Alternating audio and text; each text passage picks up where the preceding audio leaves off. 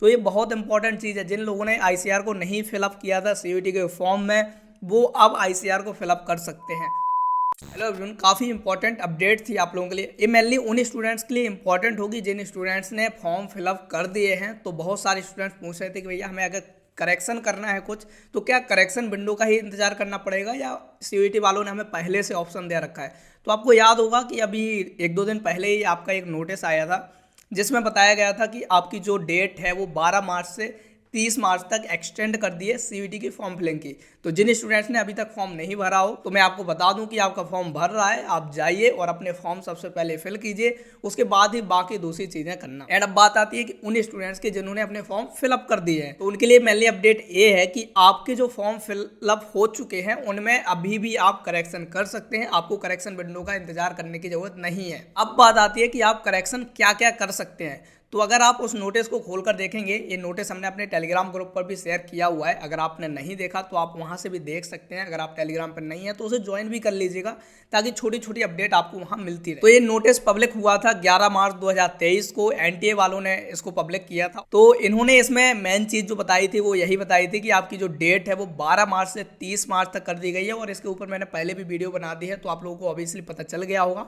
और जो students channel पर नए हो तो वो सब्सक्राइब जरूर कीजिएगा, क्योंकि सब्सक्राइब करना तो बहुत इंपॉर्टेंट है, ताकि फर्दर अपडेट जो भी आती रहे आपको सबसे पहले मिले।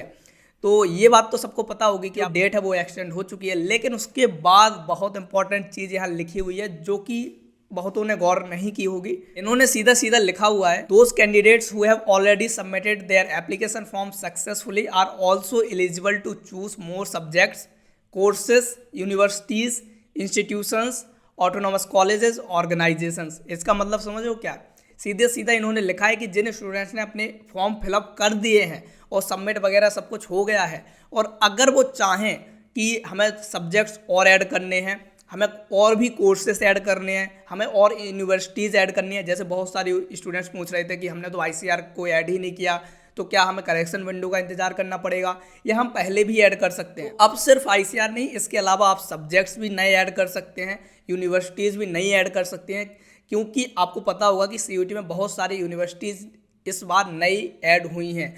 तो आपको एक मौका दिया है CUET वालों ने कि आप अपने एप्लीकेशन फॉर्म को लॉगिन करके इनकी वेबसाइट पे जाओगे और लॉगिन करना, तो आपको उस फॉर्म में ऑप्शन होंगे करेक्शन करने के। तो ये बहुत इंपॉर्टेंट चीज़ है। जिन लोगों ने ICR को नहीं फिलअप किया था CUET के फॉर्म में, वो अब ICR को फिलअप कर सकते हैं। और दूसरी बात, सिर्फ ICR ही नहीं, बहुत सारी यूनिवर्सिटीज़ को आप इसमें फिलअप कर सकते हैं। तो जिनको डाउट हो रहा था कि हमें करेक्शन विंडो का इंतजार करना पड़ेगा, तो नहीं, आपको करेक्शन विंडो का इंतजार नहीं करना है।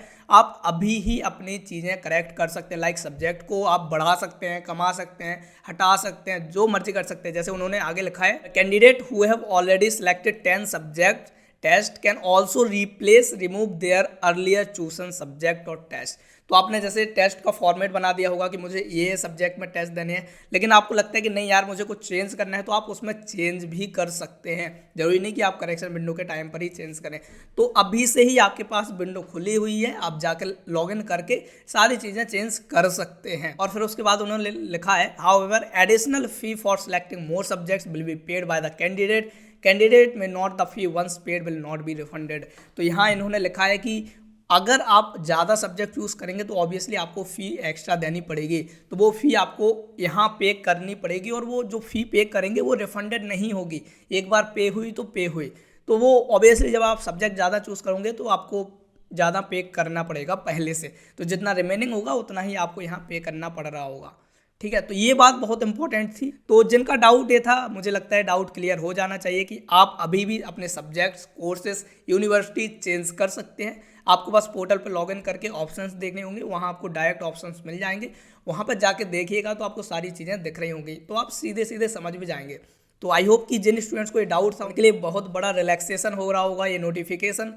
तो जिन्होंने ICR को ऐड नहीं किया था वो ICR को ऐड कर लेना, और जिनको कुछ यूनिवर्सिटीज़ को ऐड रिमूव करना है तो वो कर लेना, सब्जेक्ट चेंज करने वो कर लेना। एंड दैट्स इट यार। बाकी किसी को कोई डाउट आता है इसके रिगार्डिंग या किसी और चीज़ के रिगार्डिंग, तो कमेंट सेक्शन आपके लिए हमेशा खुला हुआ है। आई होप कि हम आपके रिप्लाई कर रहे होंगे एंड उसमें आपकी हेल्प हो रही होगी।